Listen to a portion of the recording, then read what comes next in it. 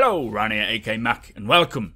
One of the more common questions I get asked about Star Citizen on YouTube and on my streams is should I back Star Citizen now or wait for 3.0? I also hear a lot of people saying they are waiting on 3.0 to release before they back the game or before they play Star Citizen.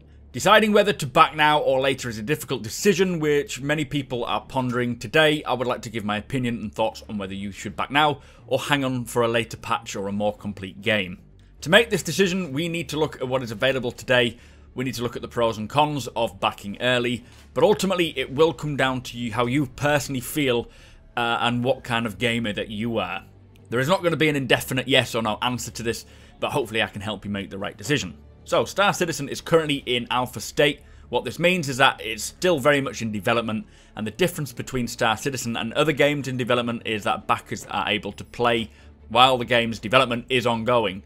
Now this has both good and bad aspects. The good is that we get to check out the game as it grows, we get help shape the game by giving our opinions and reporting bugs, which also means that bugs get found much quicker, helping the game get developed quicker too. The bad is that people discovering Star Citizen for the first time won't understand this process or the reasons for this access. They see Star Citizen is promising, but seem to take the current build as a final example. So 2.6.3, that's the current patch that we are on now. It has Arena Commander where you can practice dogfighting, Star Marine for practicing your FPS, you can race your ships, you can look at your ships in hangars, you can visit Artcore or Area 18 as it's known, which is a planetside location set to feature in the Persistent Universe, and Crusader you have, which is a large open area known as the Baby Persistent Universe. You can group up with friends and play together or play solo in pretty much all of these areas.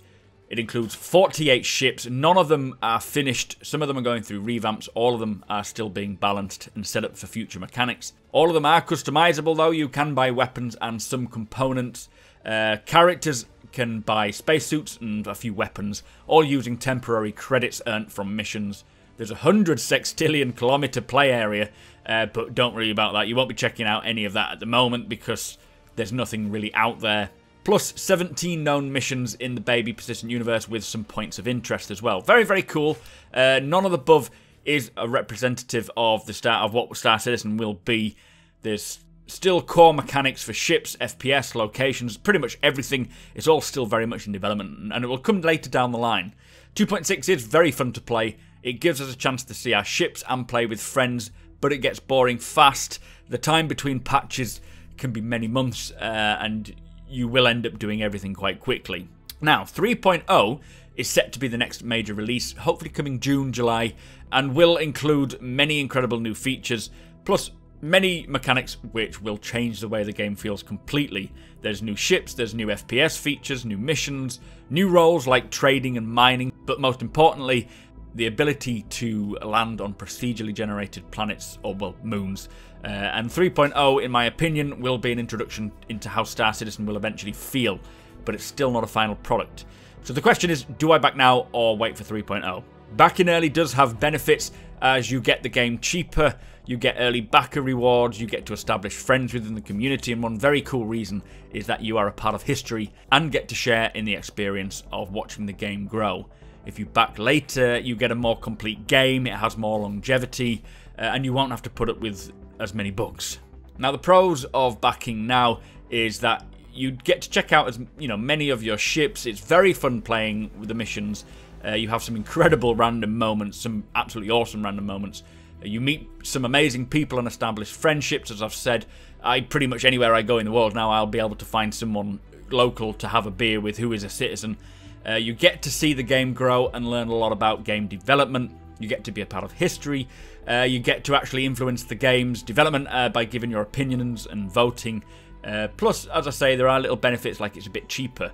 Now, the cons really is that there's no real persistence. You always restart in a bed, so exploring or trying to do a mission and coming back to it is pretty much a no-go. The game crashes a lot. There's many bugs. It's difficult to log in with friends. There's bad FPS at the moment. There's not too much to do and nothing is final. Obviously these are things that will be fixed, but that's the current state of the game. As I've said at the start, the choice really comes down to who you are and how you play games. Waiting for 3.0 or beyond is a very sensible idea if you are unsure. If you think that there is not enough for you to do, and if you're someone who may get annoyed quite quickly, you will find many reasons to be annoyed. If you choose to back now, only pay in what you feel comfortable paying and can afford. Now, $54 is the amount to back the game now for the very basic package. But bear in mind that when I pledged 4 years ago, it was $35 all in. So price does increase. Whether it'll increase again, I don't know. I would have thought so, but I don't see it going too much. I think if you are on the fence about this game, then do wait until 3.0, as you will find 2.6 a little bare. There are good things to come, but it takes time, and as a veteran backer, I understand why, and I'm quite happy to wait for it. I've seen it from the beginning. My advice is to wait for a free fly to come around. Now, what this is anyone without a game package can play the game, can get access to the game or the current build for free. You don't have to buy in. All you need to do is have signed up on the RSA website, which is always free, and I have provided a link below for anyone who doesn't have an account. You can sign up there and you'll get 5,000 United Earth credits for free, whether you choose to pledge or not anyway. I love to hear what ships people bought and what features they're most looking forward to, so please be sure to let me know once you have signed up, regardless of whether it's on this video or later on in the course of development. Courtesy of my patrons as well, I am giving away a Star Citizen starter package, which is another free way to get into the game, so be sure to subscribe and comment on any of my videos throughout the month of May to stand a chance. I hope this has helped you come to a decision. Let me know what you do decide. Thank you for watching. Don't forget to follow me on Twitch, Twitter and Instagram. Hit that like button, and I shall see you next time.